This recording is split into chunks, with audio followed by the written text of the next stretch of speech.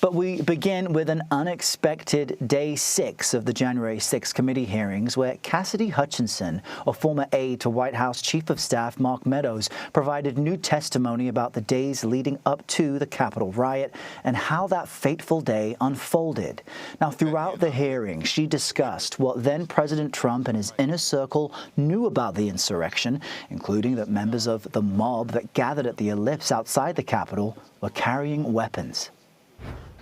I recall Tony in conversation with Mark probably around 10 a.m., 10:15 a.m., where I remember Tony mentioning knives, guns in the form of pistols and rifles, bear spray, body armor, spears, and flagpoles.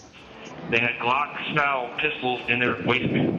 8736 with the message that subject weapon on his right hip. I believe when we got back to the White House, he said he wanted to physically walk with the marchers, and according to my notes, he then said he'd be fine with just riding the beast. But to that's my recollection, he wanted to be a part of the march in some fashion.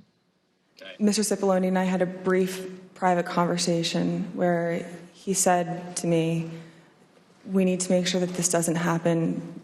This would be legally a terrible idea for us. We have serious legal concerns if we go up to the Capitol that day.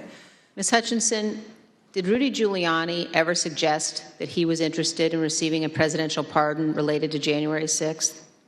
He did. And Ms. Hutchinson, did White House Chief of Staff Mark Meadows ever indicate that he was interested in receiving a presidential pardon related to January 6th? Mr. Meadows did seek that pardon. Yes, ma'am. For more on today's hearing, I'm joined by Philip Bump. He's a national correspondent for The Washington Post.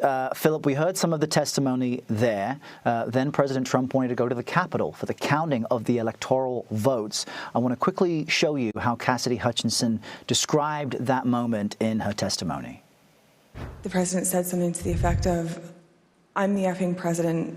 Take me up to the Capitol now." To which Bobby responded, "Sir, we have to go back to the West Wing." The president reached up towards the front of the vehicle to grab at the steering wheel. Mr. Engel grabbed his arm, said, "Sir, you need to take your hand off the steering wheel. We're going back to the West Wing. We're not going to the Capitol." Mr. Trump then used his free hand to lunge towards Bobby Engel, and when Mr. Renato had recounted this story to me, he had motioned towards his clavicles. Testimony there that a sitting president put his own hands on his own Secret Service team is stunning enough. What jumped out at you, and did today's hearing move the needle, so to speak, politically when it comes to how this information is being received by the public? I think what we saw today, and that account was probably the most surprising element of what was testified to today. Again, it was that I think it's worth noting that was her recalling what she'd been told by the Secret Service who was in the vehicle with President Trump. But what the testimony broadly really did was show both that Donald Trump was absolutely indifferent to the threat being posed at the Capitol, that he was aware of that there were weapons, that he didn't see them as posing a threat to himself, but then that he was absolutely furious with the fact that he wasn't able to go to the Capitol, as he had both announced to the crowd and been agitating for days prior. That scene in that vehicle of him being so angry absolutely comports with what we understood about Donald Trump's reaction on that day, which is that he very much felt this was it, this was the moment, and that he stood and watched the rioters entering the Capitol with something at least approximating approval. And it's not just that. The other detail which was key that Ms. Hutchinson testified to was that not only did the former president know, not only was he informed by his team that some of his supporters near the Ellipse were armed, he wanted the security protocols relaxed. He said, according to her, quote, "They're not going to hurt me," and to get rid of the devices and machines, the mags that would have detected weapons.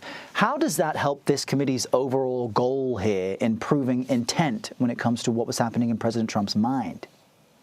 Well, it's absolutely key, right? So he's having this rally at the Ellipse, and anyone who wants to go to that rally, and he wants as many people there as possible, anyone who went to it had to go through these metal detectors. And as they were going through the metal detectors, the testimony they had today was that they were finding a lot of things on these folks, a lot of weapons. Trump was informed about that, said instead of screening people faster, he said just get rid of the metal detectors. He wasn't worried about the threat. He knew that they had weapons, but he wasn't worried about the threat to him. So the implication is, who were those weapons meant to threaten?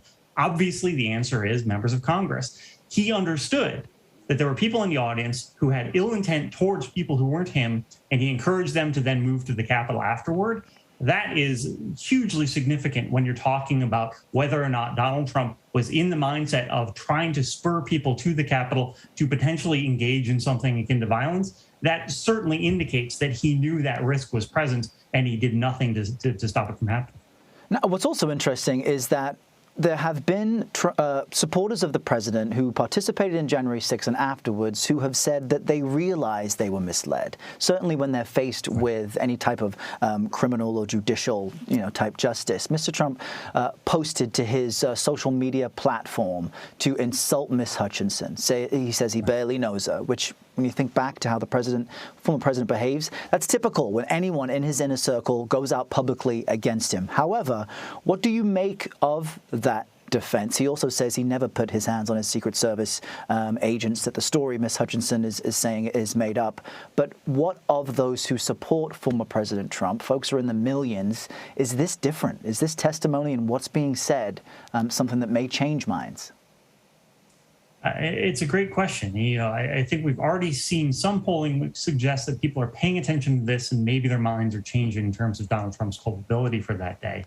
It's just so easy. Once you've been spending 6 years, what's it been, 7 years, is dismissing Donald Trump's falsehoods, it's very easy to just dismiss, to dismiss another one, to ignore the fact that all the evidence points in the contrary direction. Hutchinson's testimony is already being disparaged as being hearsay, as being secondhand, as being, all the, contrived, or that she didn't have this senior role. Look, Donald Trump, I'm sure the January 6th committee would be extremely happy to have him come and sit and testify under oath.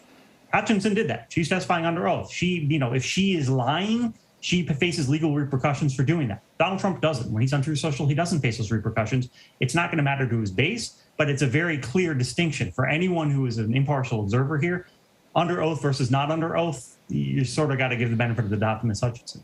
Phil, it's such an important point to make. Testimony in this setting on this topic comes with legal consequences. So it's not the type of thing that folks are just posting on social media or saying is their opinion. Co-chair Liz Cheney also shared what sounded like subtle threats that she says the committee witnesses have been receiving should they cooperate. Let's just listen to a portion of that.